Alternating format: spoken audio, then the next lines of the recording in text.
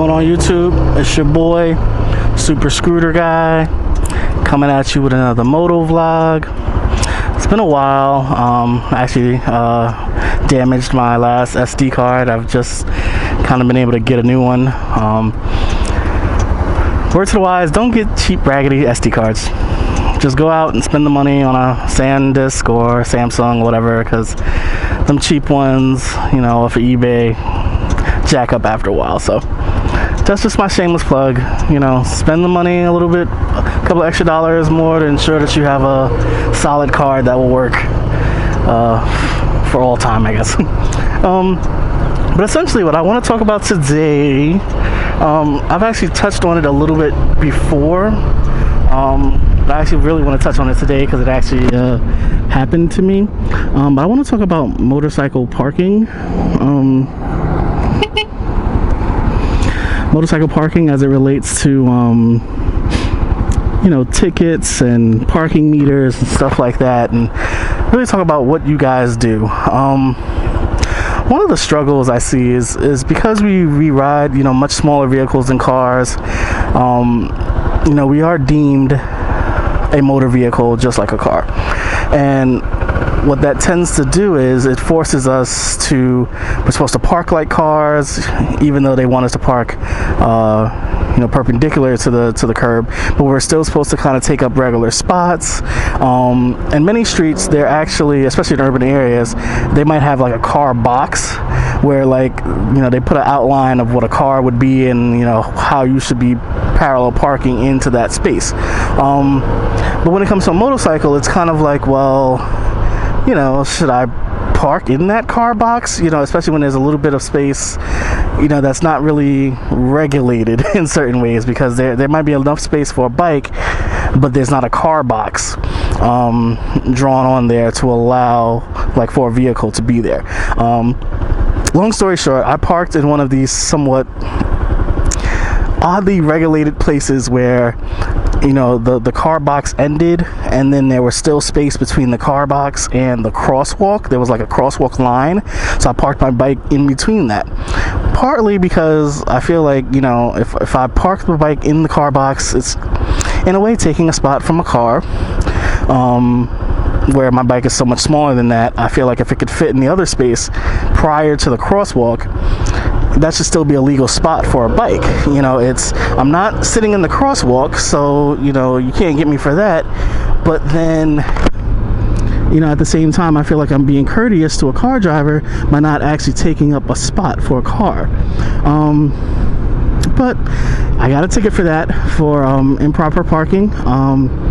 They actually said I was too close to the crosswalk, which is frustrating because there's a crosswalk line. So it's like, if I'm not even over that line, how the hell am I too damn close to the crosswalk? But anyway, you know, I got a $35 ticket for that.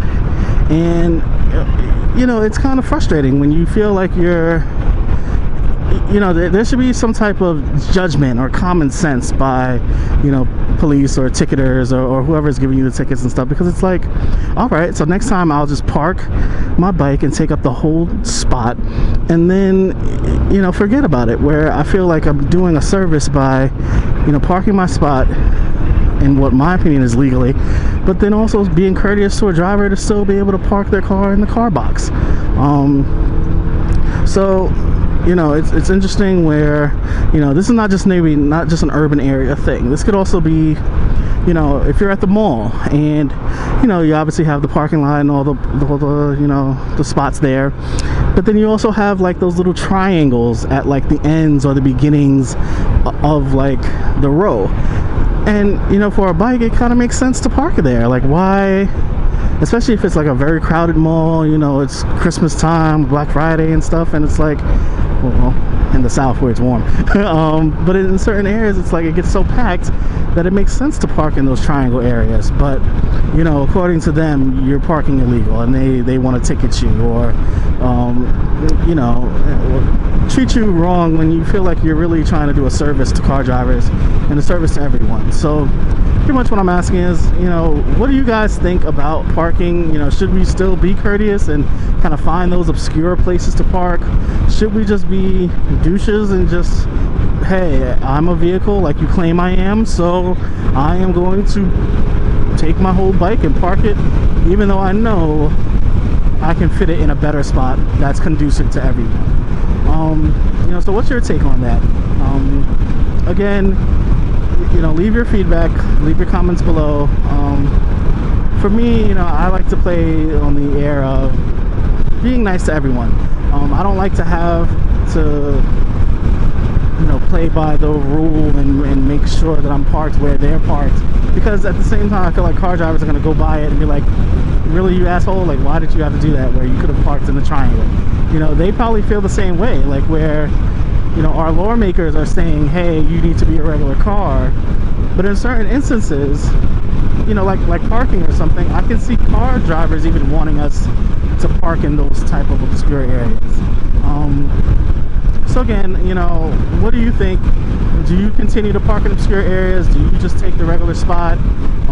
Do you think lawmakers should change, you know, those certain areas where, you know, maybe you're at the mall and, you know, maybe those triangles should be designated motorcycle parking?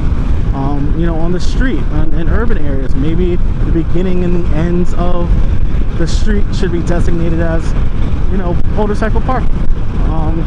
So again, leave your feedback and see you on the next trip. Peace.